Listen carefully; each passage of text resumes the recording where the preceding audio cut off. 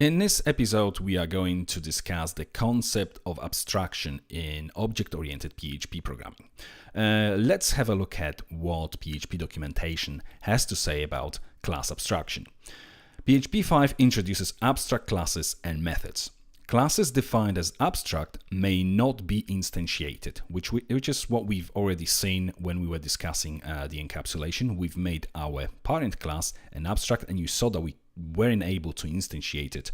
It was throwing the fatal error. And any class that contains at least one abstract method must also be abstract.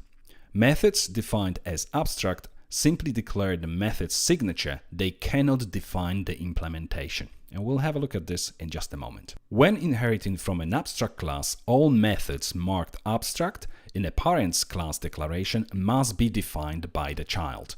Additionally, these methods must be defined with the same or less restricted visibility. You may remember when we were overwriting the methods of the parent class from within the child class, we were able to use protected and public when the parent class's method was protected, but we weren't able to make it private because it would be more strict than the actual method in a parent class. Overwriting methods is not quite the same as abstract method implementation, but as you can see, the same rule applies. And the next sentence says exactly what I just explained, which is, for example, if the abstract method is defined as protected, the function implementation must be defined as either protected or public, but not private.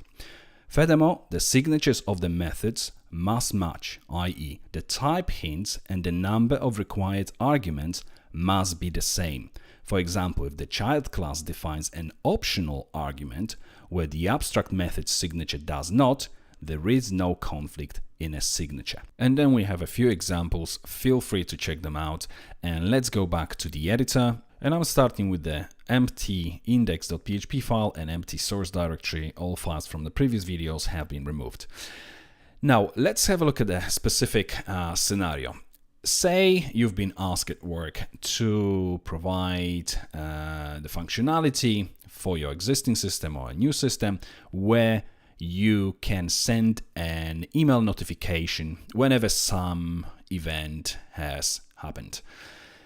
You would probably start with something like creating an email class. So let's quickly create this email class within our source directory. So email, and this email class would have, say, public methods called send to distribute email which we want to send to whoever the recipient is.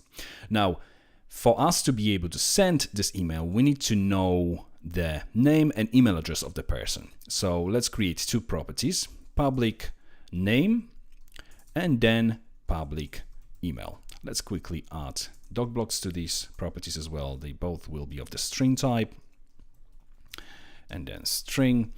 And before we send any notification, what do we need to know? We need to check, first of all, if we have any value associated with the name and email, because if we don't, then obviously we won't be able to deliver it anyway, because we don't know where to deliver it.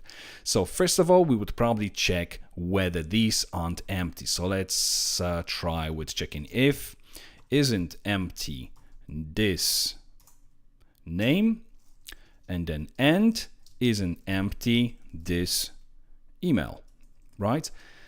And this is where we would actually process some code. But I personally don't like this sort of approach. I would rather, first of all, check if there's anything wrong, and then I would terminate the code straight away and then proceed only if I know that everything's fine.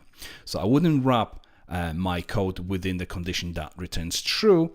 I would just do it after the check has been performed.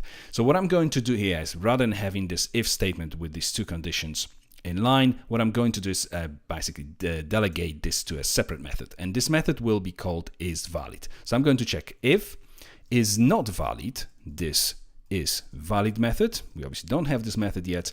If it's not valid, then throw new exception, and the exception would say object is not ready to send notification.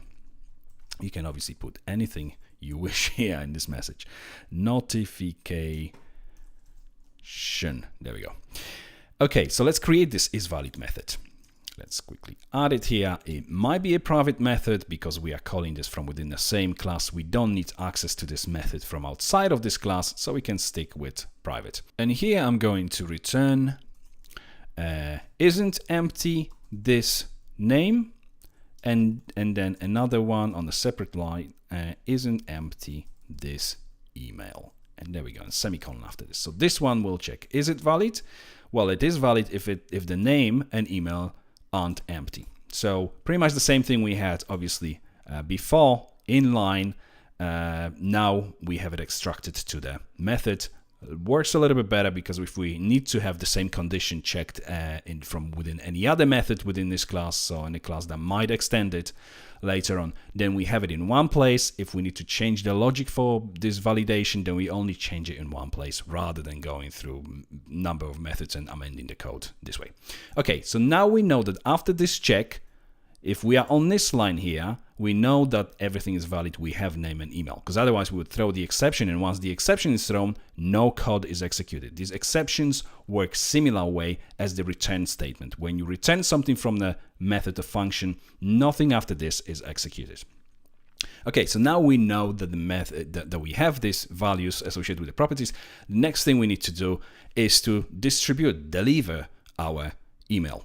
So let's delegate this to the method, to the separate method as well. So this deliver method, and I'm going to return whatever this method actually will return. So let's quickly add this method, and I will not do any specific implementation here. I'm just going to echo the statement. We're not going to be processing email here within this method. So what I'm going to do is return, and this method will say something like, for instance, what can we say? Sending email to, and then let's concatenate it with this name, and then concatenate it within space, and then within the brackets we're going to concatenate it with this email address, so we know exactly who we're sending this to. So that's what we're going to get when we're actually going to test it later on. Okay, so our class is now pretty much ready. So let's quickly add the doc blocks as well to make it all look a little bit better. So we have return string and all the exception, and send notification for the summary of this method now is valid. Let's return this boolean and check if object is ready to deliver notification. And then for deliver methods, what we're going to say, return string, deliver notification. Okay, if we go back to our index.php, first of all, let's require this specific class. You can either use require once or require. We go into source directory and then email.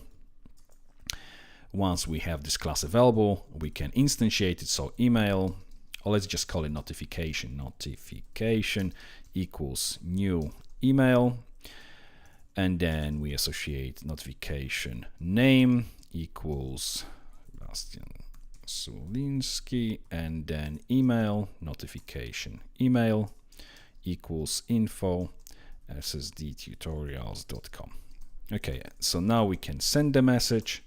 Let's just trigger the send method, and if we save it and preview everything in the browser, refresh the page, and as you can see, nothing happens because obviously I've forgotten to echo the results in the browser. Okay, save it, preview it in the browser, and there we go. It gives me the message that I would expect to get, basically. It's just combination of the string, and then obviously the name value from the name property, and then within the brackets we have value which was associated with the email property.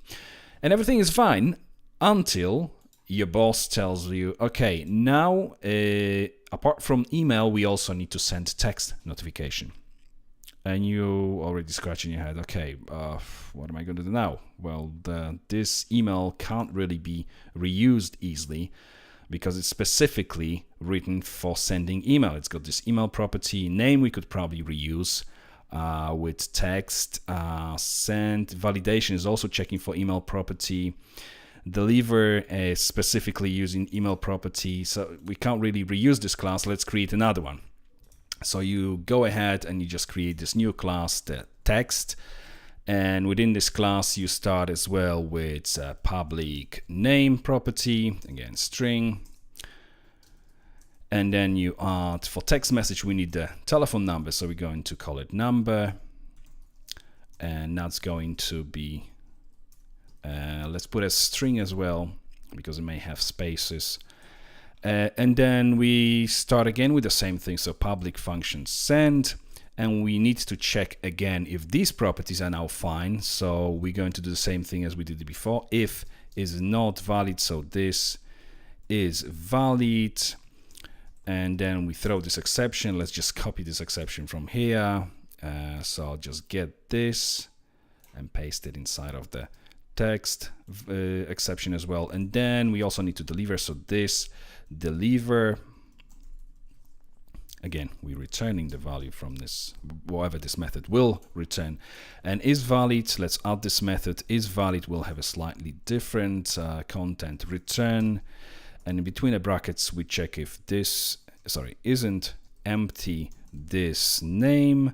And then we check in also if this time the number isn't empty either. So number. So name and number is, if both of them aren't empty, that means it's valid. Otherwise, it's not going to be valid, and we throw this exception. So after the validation, we add this deliver method, which will return sending text message to, and again, same concatenation, this name, concatenating within the brackets. This time, rather than email, it's going to be this number. And that's this. Let's quickly again add the doc blocks. Send notification. And then we have is valid. Check if object is ready to deliver notification. And deliver methods simply says return string deliver notification. In a real life scenario, you probably wouldn't be returning a string. You would be returning Boolean true or false to indicate whether the message has actually been delivered. But in this case, as I said, we're not going to be implementing these methods. This is not a real case scenario. This is just basically working towards the problem and trying to get to those abstract classes and methods, which we'll tackle in just a moment. So now, looking at both of these classes, you can straight away see the problem. We've been discussing the problem of duplication of the code so many times already. So you can see both of these classes have exactly same methods. Okay, they all use send, they use is valid, and they use deliver. And they also have the same property called name. And then the only thing that is different really here, it's this second property. In email, we have email property. In text, we have a number property. Now, what could we do? This send method, if you compare with email, it's exactly the same. There's nothing different about this. Valid has slightly different approach, because here we've got email and here we're using number. So again, it's just the only difference is the property. And then deliver has a different message and obviously uses different properties. So this could probably stay within the class itself. And this is valid potentially too. So what can we do now with this? We already know that we can encapsulate certain things within a parent class. We can make it abstract so it cannot be instantiated. So things like this send method, for instance, could be extracted to this parent class. So let's do this. Let's create a new class and call it notification. So notification. And within this class, what I'm going to start with, I'm going to cut this send method from within a text or email. Just make sure that none of these classes actually contains this method after we pasted this into the notification class. So let's remove it from within the email class as well. We don't need this. It's a single method from a single place. Now let's make this class abstract. So we cannot instantiate this class on its own. And let's use these two classes that we created earlier, email and notification, to extend this notification, this parent notification class. So notification class gets extended, and the same for email. So extends notification. And obviously now we have this class, this method send available to us from within a text and from within email. Let's quickly test it if it's still working. So if we save it, preview everything in a browser, but now as you can see, class notification not found, and this is because we obviously haven't included this class within our index.php. So let's use this notification.php here. We still haven't discussed auto loading of the classes, which is going to come soon, where we will be able to finally remove all these require one statements. But for now, we still need to include it. So this one, and then I'm going to test the text one as well. So text.php, and I'm just going to copy this entire block.